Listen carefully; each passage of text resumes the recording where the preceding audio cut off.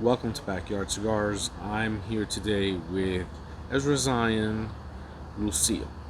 And this Ezra Zion Lucille uh, has not disclosed any of the tobaccos being used, other than indicating that the wrapper was a Corojo wrapper and that the filler was uh, composed of a three nation blend. But again, not naming any of the nations and simply stating that each tobacco used in the cigar was really so good that it could be its own cigar. So here they have Lucille, which is a take on a weapon that is used on a show called The Walking Dead.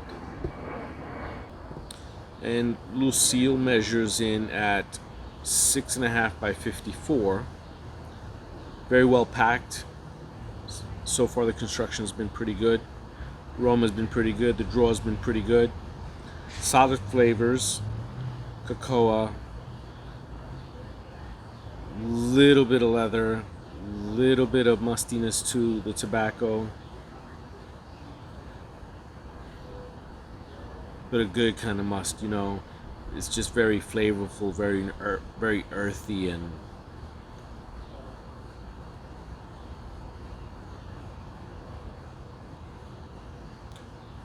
deep cocoa notes. Little cream in the finish. Rising pepper, but nothing substantial at the moment. It's a pretty good cigar.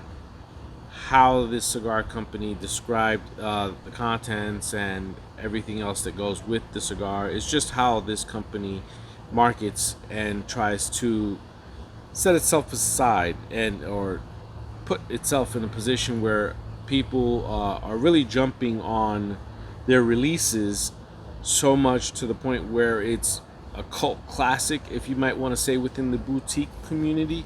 And you have individuals that are really interested in the cigar lines that they put out, and again, they sell out, so they do very well, which is very encouraging for the company. So they continue to tell you and hype to you just how much better their tobacco is than everybody else's, or if not everybody else's, but just how good it is.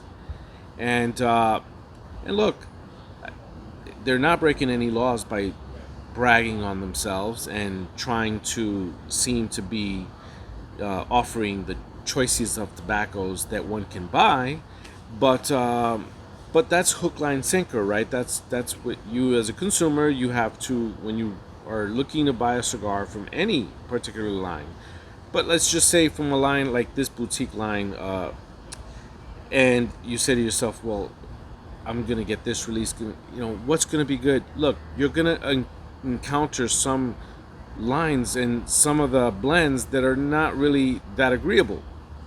Some might argue that those are far and few between, and they might be right. But either way, a lot of times you won't know what tobaccos you're getting. You'll just have to be satisfied with knowing that either A, you liked it and it was worth it, or B, it was okay and not a bad investment. Every time that I've gotten an opportunity to smoke them, I've come away with thinking, wow, some of these cigars are amazing, and I like the tobaccos being used. I like the blends, the flavors. A lot of the different lines that I've tried, I've been very happy, good experiences with them. I don't like the marketing. I'll say it, I don't like it personally. It's not for me, but they're not breaking any laws, as far as I know, and they're allowed, like I said, to show that kind of bravado within their what they believe they have in terms of tobacco quality and their blending abilities as well.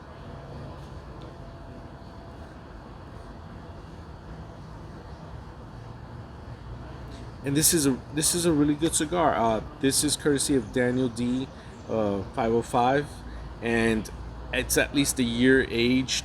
I've had it at least probably a couple months at about 60, 65, 66 RH, and it's I'm getting more espresso. I got some espresso notes right now.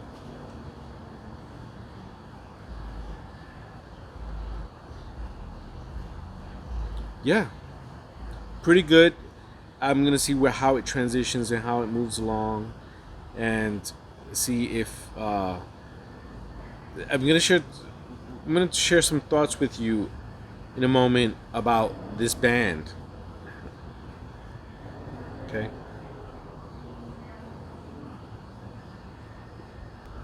Now this is a medium to full bodied cigar. I'm thinking leaning more on the fuller bodied, full flavored type of cigar. It's got a good amount of nicotine. It does rise up. It does you can feel its strength. And because of that, I like the fact that it's a nice, steady, slow burner, and I haven't had to give it a touch up, so that's pretty good. But I do have some complaints about the the band, right? As catchy and as nifty as it looks and all that, maybe it's just a cigar. Maybe it's X amount of cigars in the total release.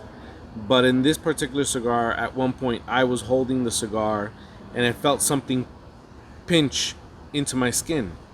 So I looked, and what I found was that one of the endings of the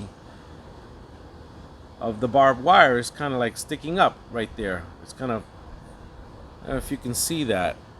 Anyway, it's sticking up a little bit, and it's kind of sharp on the end, and I did feel it pressing into my skin.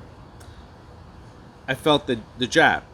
Now on the other end, it's a little flatter, but still slightly lifted, just thinner, so you don't feel it as much. But it's also something that could poke into your skin.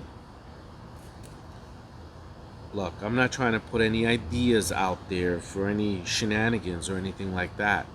All I'm saying is that when you're using a metal, right? When you're using something like this, metal, something that can potentially cut someone, potentially, maybe not, but you never know.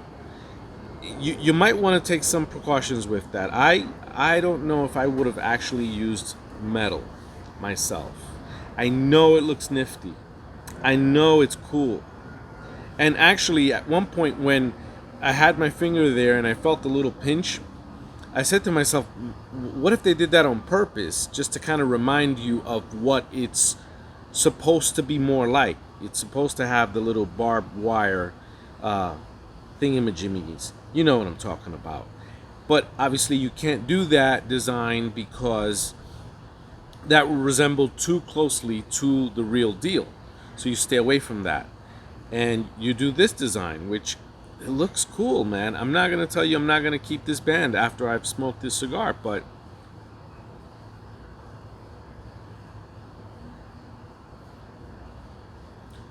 that's just something I would have personally avoided. I would have looked for another. I think that they're. I mean, look, who knows what other options were available? And this probably was the most standout type of idea where you look at something and it looks like it's wrapped in barbed wire. Okay, and you use the name. So, look, all of that aside, how has the cigar been?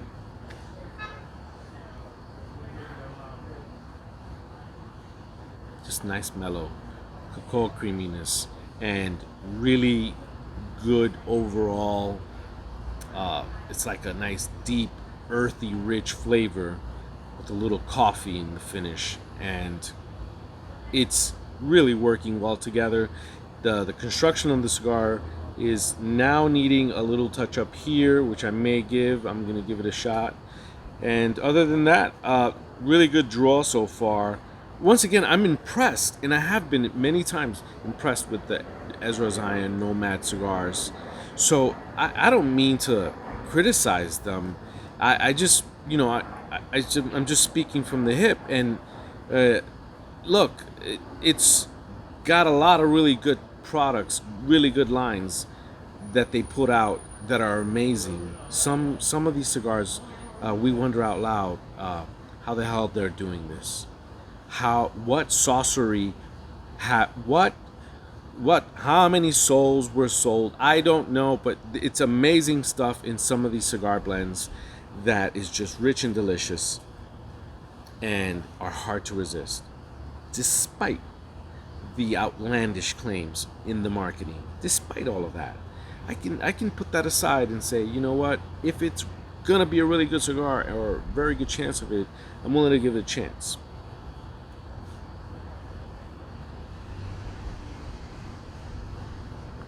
I'll be back to sum it all up.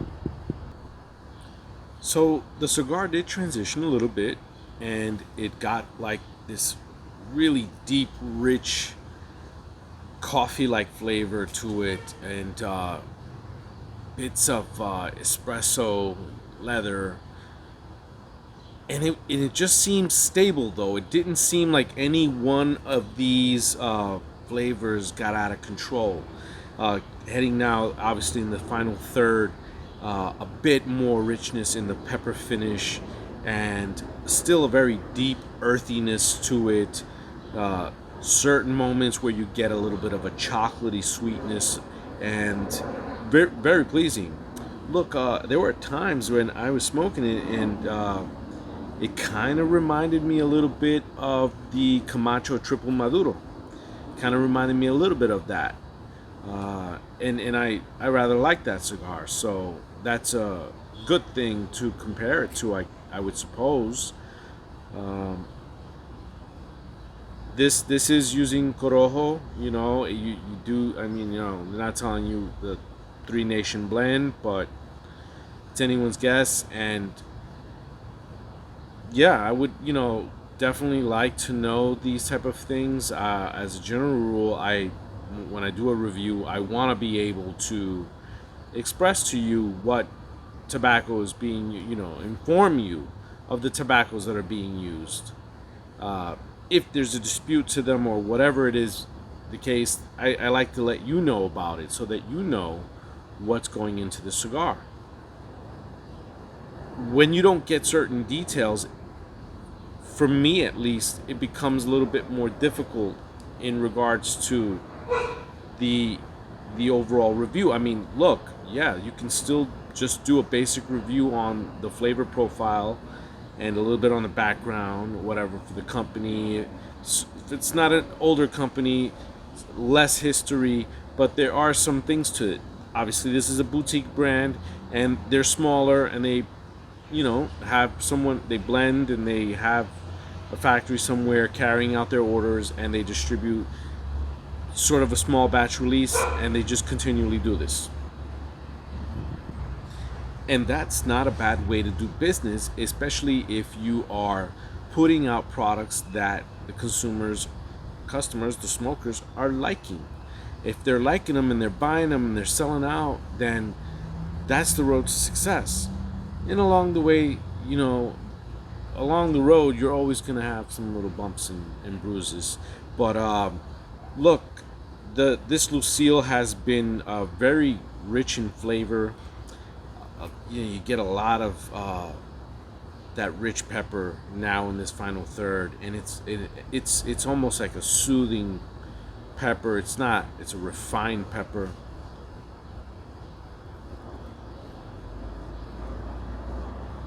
It's got a good backbone, earthiness.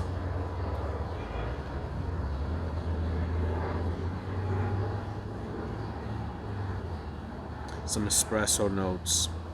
Very, very nice. I mean, very well put together. And obviously, this is something that is limited. And I want to thank you again, Daniel, for giving me the opportunity to try this and review this cigar, Ezra Zion Lucille. And this was quite a pleasing blend, I may say. There's always, of course, the fact that There has been a year of aging to the cigar, so there's that. That will oftentimes, just improve certain cigars just a tad bit, and it may have done so in this case.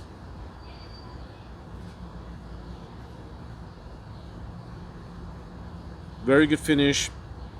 Still, flavors are very well balanced, and there's still a little bit of that creaminess. It's really worked out very well together. I like this.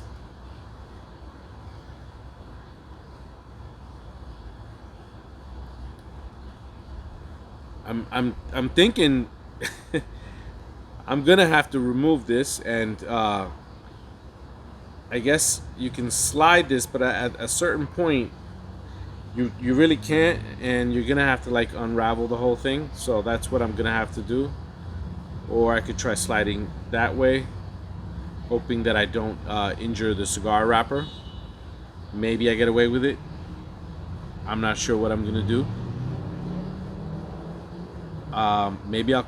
You want me to come back and show you what I end up doing? I mean, guess I could. Yeah. So what did I decide to do? Well, basically nothing. I've just left it on, and as you can see, it's just wrapped around the ashes, and it even sort of kind of, I don't know, dare I say, gives it some kind of structure so that, or support, so that the ash doesn't just drop off so easily.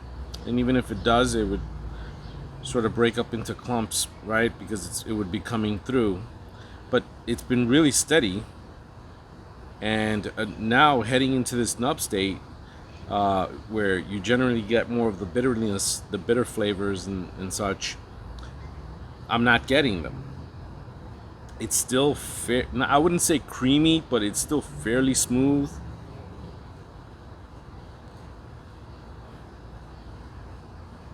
With a nice dose of pepper in the finish. What a way to end the cigar. What a way to go out, I think. Really smooth. And I considered the other options of actually could just slip that right off if I want to. I believe I could get away with it. But I just thought I'd let it burn and see what would happen, and it's just sort of contained it. Kind of cool, but yeah. Thanks for watching. Till next time on Backyard Cigars. And thanks again, D, for the cigar.